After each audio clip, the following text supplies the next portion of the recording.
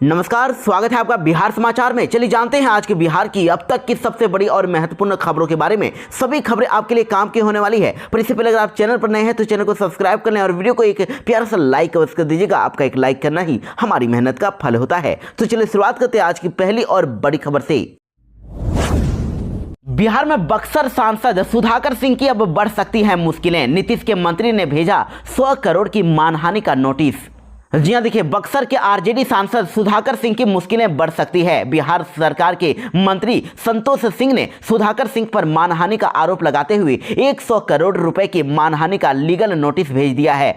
दरअसल आपको बता दें कि सुधाकर सिंह ने मंत्री संतोष कुमार और उनके भाई के अवैध रेत खनन में शामिल होने के आरोप लगाए थे, भ्रष्टाचार के आरोप लगाए थे। और कैमूर में मोहनिया में पत्रकारों को संबोधित करते हुए मंत्री संतोष कुमार ने कहा है कि सांसद सुधाकर सिंह ने रामगढ़ निर्वाचन क्षेत्र में अपनी चुनावी सभा में कहा था कि मंत्री और उनके भाई रेत माफिया हैं और 550 करोड़ रुपए की लूट के लिए सीबीआई और ईडी जांच का सामना कर रहे हैं। तो सुधाकर सिंह के खिलाफ नीतीश सरकार के श्रम संसाधन मंत्री संतोष कुमार ने इसी बयान को लेकर 100 करोड़ रुपए का उन पर मानहानि का नोटिस भेज दिया है और 24 घंटे के अंदर ही जवाब मांगा है, नहीं तो सार्वजनिक रूप से माफी मांगने को कहा है। इसके साथ ही सुधाकर सिंह का मेंटल हॉस्पिटल में इलाज कराने की भी बात कही है। उन्होंने कहा कि बीते दिनों सुधाकर सिंह उनके ऊपर भ्रष्टाचार का आरोप लगाए थे और उनकी छवि को धूमिल करने की कोशिश की थी।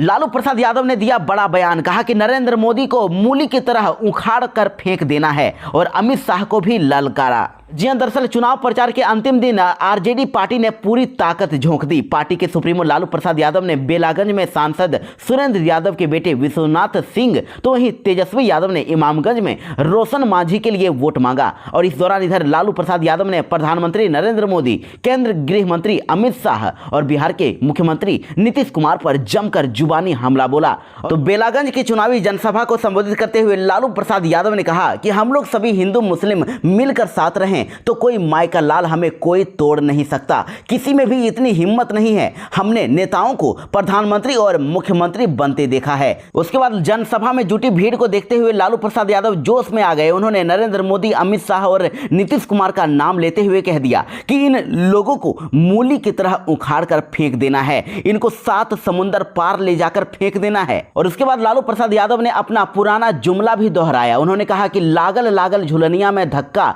बलम कलकत्ता पहुंच गए। सभा में जुटी भीड़ ने ताली और शोर के साथ लालू यादव का स्वागत किया। लालू यादव ने कहा कि नरेंद्र मोदी नाम की कोई चीज नहीं है। नरेंद्र मोदी क्या है और भाजपा को इस बार उखाड़ फेंकना है। हमारी ताकत के सामने उसकी कोई औकात नहीं है।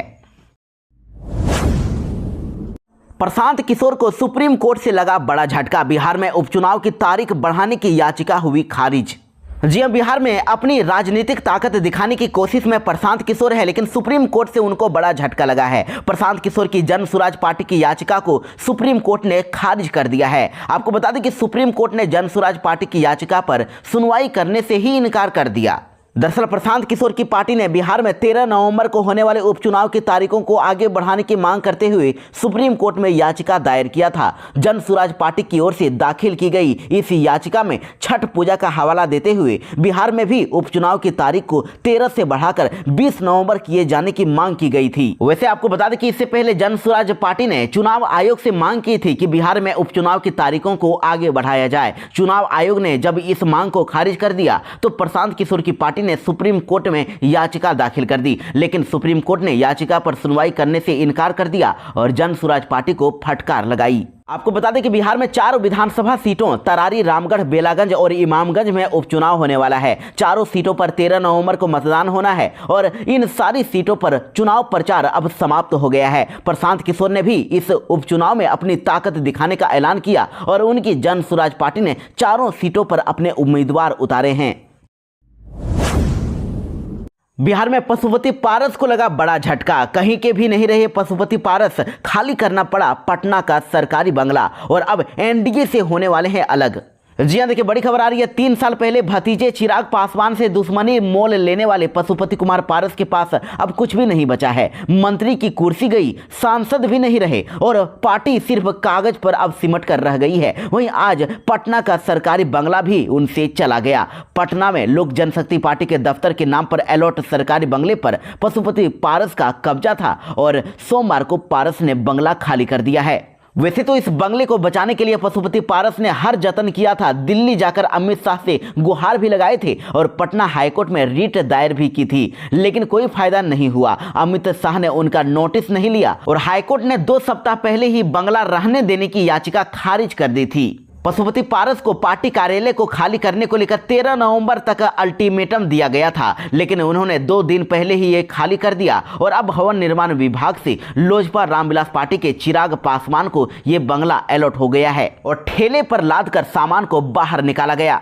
तो इतना कुछ होने के बाद अब पशुपति पारस का एनडीए से मोह भंग हो गया है और जल्द ही वो अलग होने की घोषणा करने वाले हैं। और पशुपति कुमार पारस के सलाहकारों ने भी उन्हें सुझाव दे दिया है कि एनडीए की बैठक में उन्हें नहीं बुलाना, अब पार्टी कार्यालय को सरकारी भवन से खाली करा देना। अब साफ संकेत है कि अगले साल होने वाले विधानसभा चुनाव में एनडीए में रहते हुए राष्ट्रीय लोक जनशक्ति पार्टी की दुर्गति कहीं लोकसभा चुनाव जैसी ना हो जाए, इसलिए अब पार्टी और पारस को एनडीए से लाइन बदलकर आगे का रास्ता अख्तियार कर लेना चाहिए, अपना रास्ता बदल लेना चाहिए और एनडीए से अलग हो जाना चाहिए। और इधर पशुपति कुमार पारस भी मन बना चुके हैं कि इसी महीने वो एनडीए से अलग होने की घोषणा कर सकते हैं।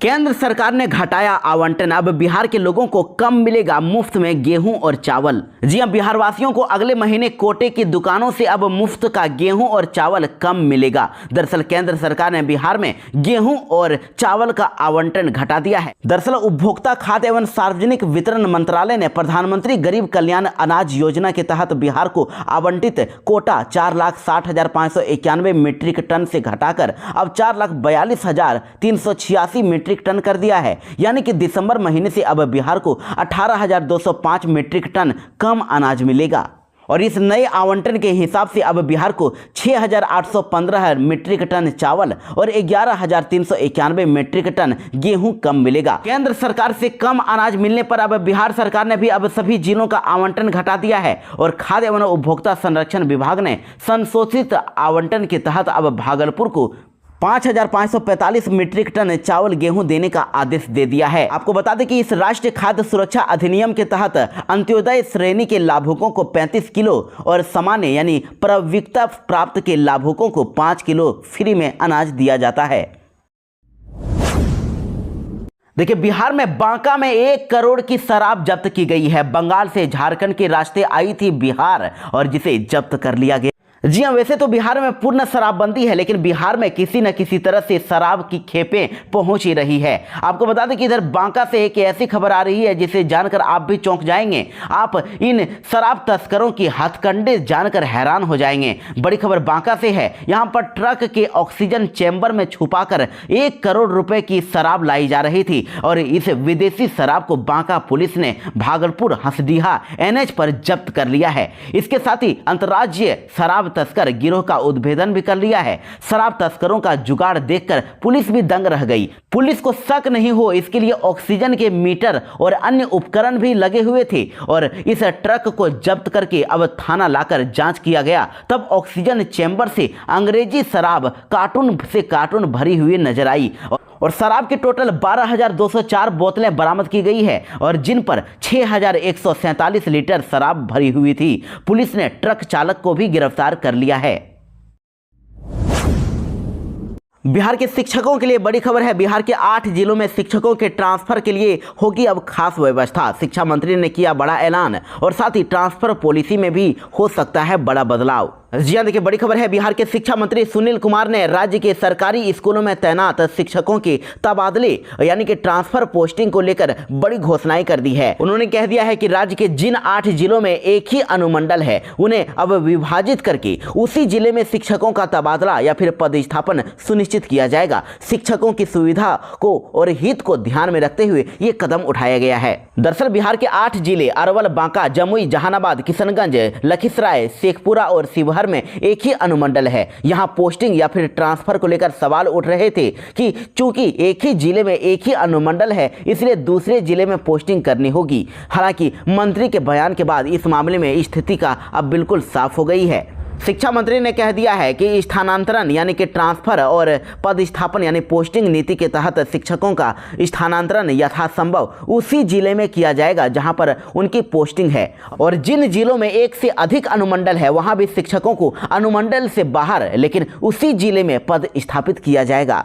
वहीं इस शिक्षा नीति में भी बड़ी बदलाव को लेकर संकेत दे दिए गए हैं। शिक्षकों के हित में उदार तरीके से तबादला नीति लाई गई है और जरूरत पड़ने पर इसमें संशोधन भी किया जाएगा। शिक्षा मंत्री ने इसको लेकर बड़ा ऐलान किया है।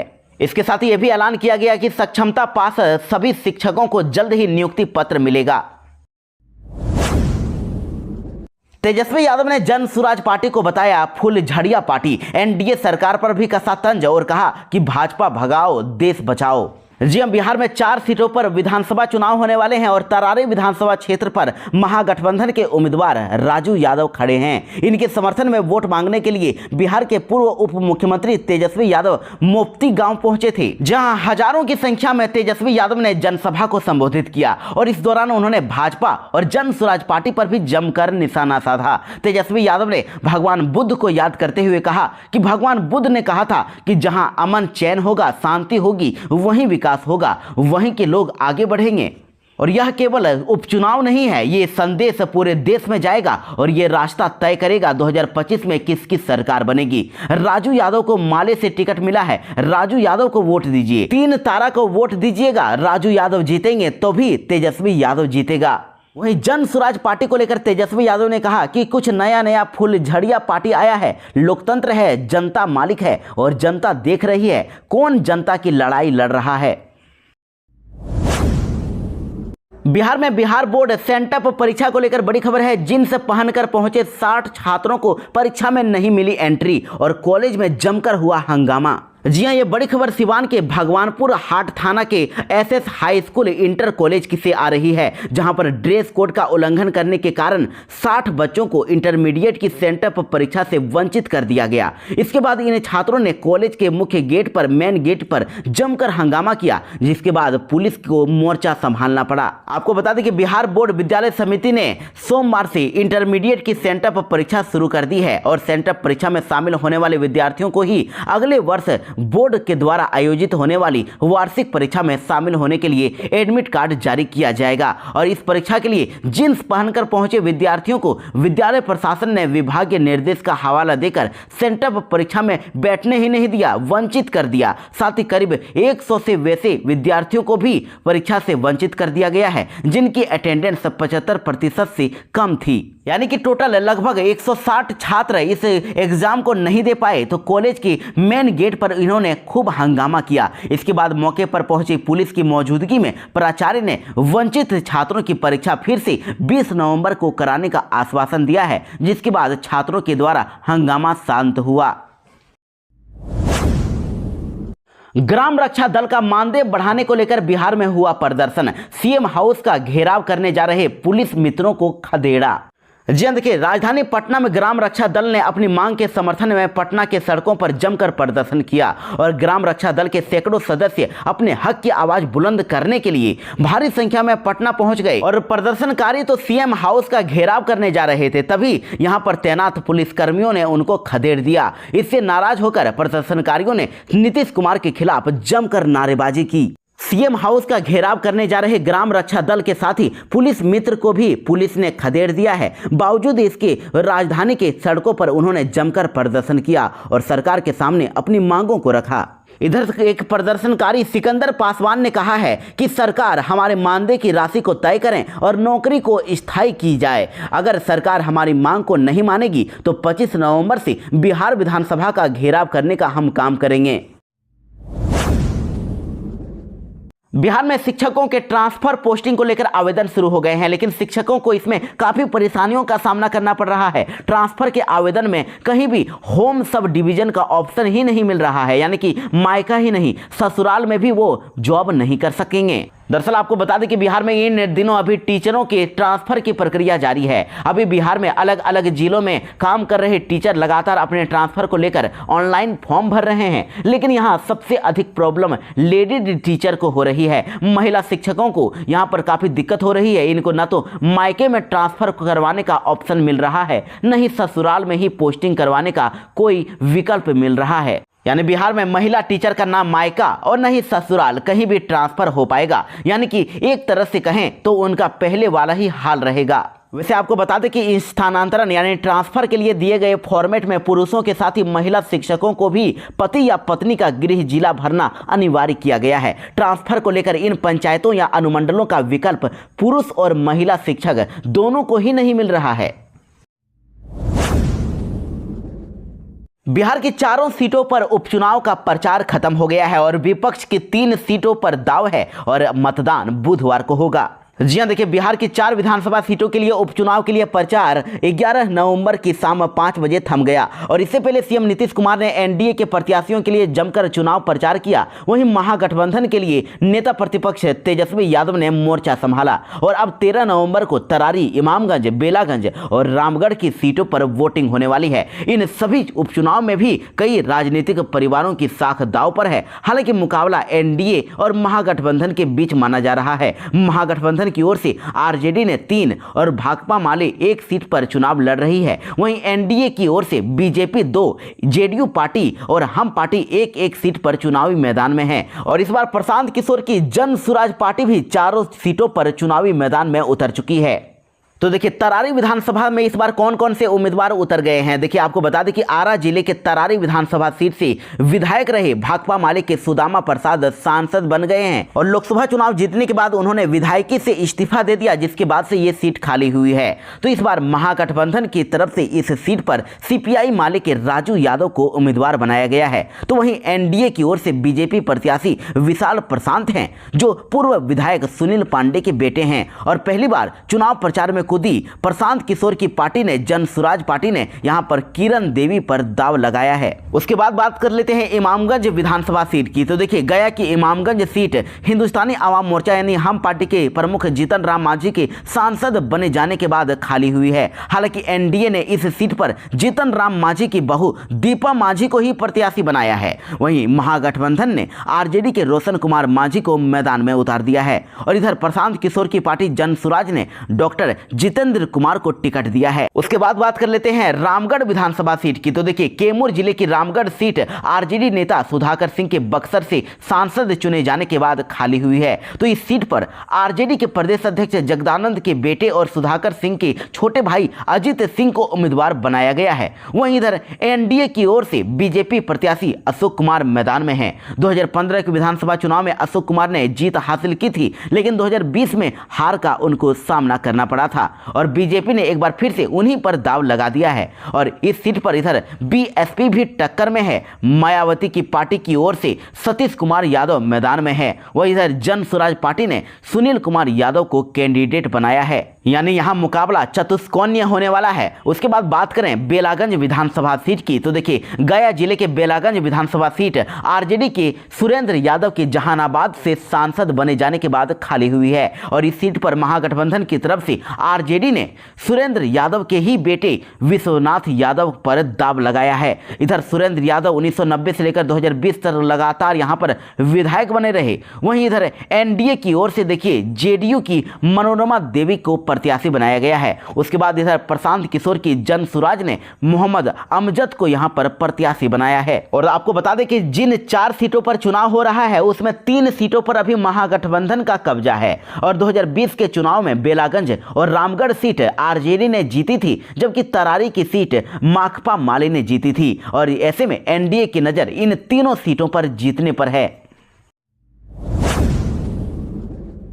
बिहार में सरकारी स्कूल में पढ़ने वाले बच्चों के लिए बुरी खबर है। 26 लाख छात्र सरकारी योजनाओं से हो सकते हैं वंचित। जी हां, बड़ी खबर है। बिहार में सरकारी विद्यालयों में तो अभी नामांकित बच्चों की संख्या करीब 1,80,00,000 है। ऐसे में अभी 26 लाख ऐसे बच्चे हैं जिनको सरकारी योजनाओं से वंचित किया जा सकता है। इसका कारण यह है कि इन बच्चों का आधार कार्ड अभी भी शिक्षा विभाग के पोर्टल पर अपलोड नहीं हुआ है। आपको बता दें कि शिक्षा विभाग ने स्पष्ट निर्देश दिया था कि सभी विद्यालयों में पढ़ने वाले बच्चों का आधार कार्ड अपलोड किया जाए। जिनके आधार कार्ड शिक्षा विभाग के पास अपलोड होंगे उन्हीं को छात्रवृत्ति, पोशाक, साइकिल और साथ ही कई योजनाओं का लाभ दिया जाएगा। तो देखिए, इस संबंध में अब विभाग के अपर मुख्य सचिव डॉक्टर एस सिद्धार्थ ने कह दिया है कि सभी जिलों को निर्देश है कि जिन बच्चों का भी आधार कार्ड अभी नहीं बना है उनका जल्द से जल्द आधार कार्ड बनवाएं ताकि कोई भी बच्चा योजना से वंचित नहीं हो। साथ ही इसकी भी जानकारी हो सके कि कितने बच्चे हैं और जिनका नामांकन सरकारी और निजी विद्यालय दोनों में है।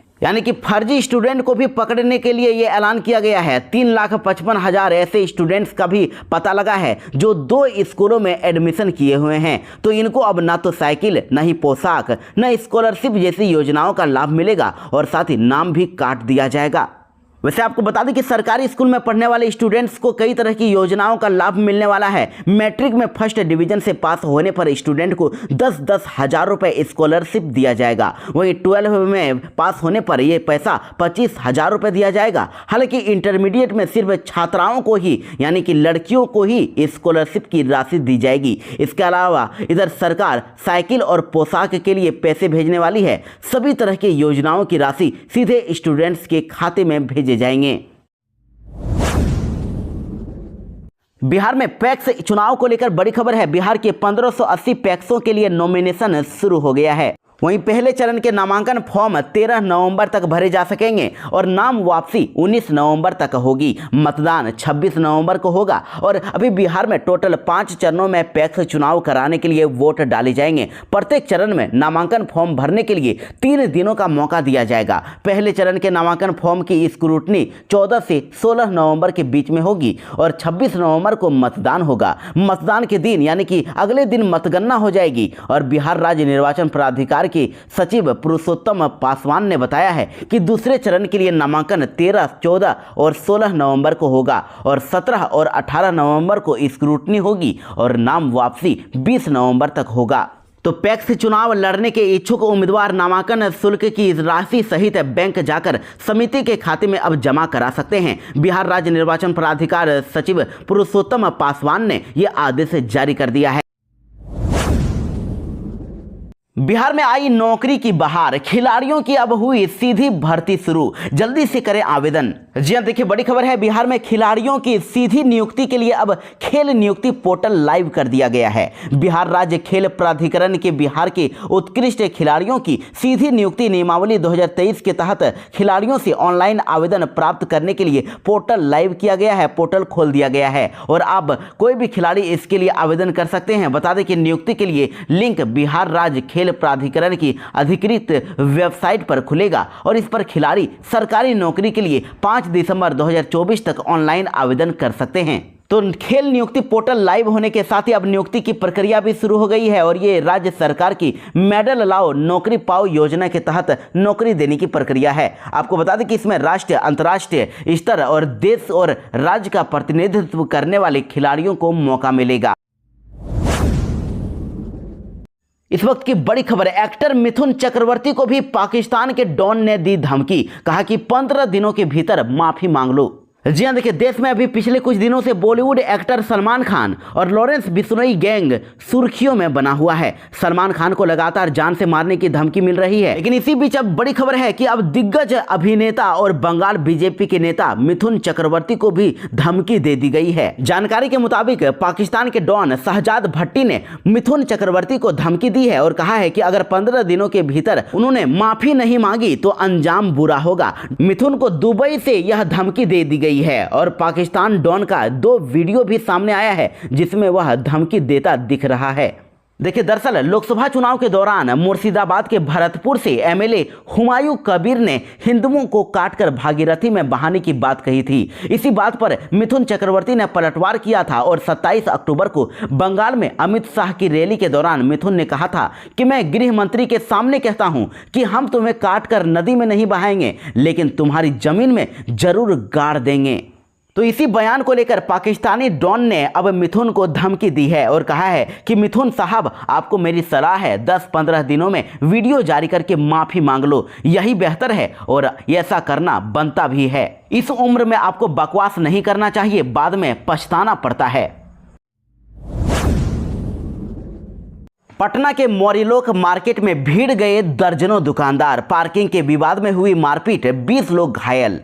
जी हां, राजधानी पटना के सबसे पुराने और सबसे बड़े मार्केट मोरीलोक कॉम्प्लेक्स के बाहर सोमवार को भयंकर बवाल हो गया, जब पार्किंग को लेकर दुकानदार आपस में ही भिड़ गए, बेल्टों से एक दूसरे को पीटते हुए देखे गए, जिसमें 20 लोग घायल हो गए हैं और मारपीट का वीडियो सोशल मीडिया पर वायरल हो रहा है। वहीं लोगों का कहना है कि पार्किंग को लेकर ही विवाद हुआ था। मेहंदी लगाने वाला जो ग्रुप है वो दुकानों के सामने स्टूल लगाकर बैठते हैं और वहां किसी ग्राहक के वाहन को यानी गाड़ी को पार्क भी नहीं होने दे रहे थे और मोरेलोक कॉम्प्लेक्स के दुकानदार ने गाड़ी खड़ा करने की बात कही। इसी को लेकर विवाद बढ़ गया, जिसके बाद दर्जनों मेहंदी वाले जुट गए और दुकानदार की जमकर धुनाई कर दी। इसके बाद दुकानदार ने भी 4-5 लोगों के साथ मेहंदी वाले को पीट दिया, जिसके बाद काफी जमकर मारपीट हुई है। वहीं घटना की सूचना पर कोतवाली पुलिस मौके पर पहुंची और दोनों पक्षों के 10-12 लोगों को पकड़कर थाने ले आई है। कुछ लोगों को चोटें भी आई है। एयर इंडिया ने लिया बड़ा फैसला, अब फ्लाइट में हिंदू और सिखों को नहीं परोसा जाएगा हलाल खाना, अब मुस्लिम मीट कहलाएगी स्पेशल मील। जी हां, हवाई जहाज में सफर करने वाले लोगों के लिए बड़ी खबर है। फ्लाइट में अब भोजन विवाद को लेकर एयर इंडिया ने बड़ा फैसला ले लिया है। टाटा की स्वामित्व वाली एयर इंडिया ने फैसला लिया है कि अब फ्लाइट में उड़ान के दौरान हिंदू और सिखों को हलाल खाना नहीं परोसा जाएगा। वहीं मुस्लिम मील को अब स्पेशल मील के नाम से जाना जाएगा और स्पेशल मील का मतलब ही हलाल सर्टिफाइड मील होगा। वैसे आपको बता दें कि हाल ही में एयर इंडिया की फ्लाइट में मुस्लिम मील नाम को लेकर विवाद खड़ा हो गया था। इसको लेकर एयर इंडिया विवादों में घिर गई थी और इसको लेकर विपक्षी दलों के द्वारा सियासत भी शुरू हो गई थी। धर्म के आधार पर भोजन को लेबल करने को लेकर चिंता जताई गई थी और कांग्रेस ने कहा था कि संघियों ने एयर इंडिया पर भी अब अपना कब्जा कर लिया है। विवादों पर विराम लगाने के लिए अब एयर इंडिया ने इसीलिए बड़ा फैसला ले लिया।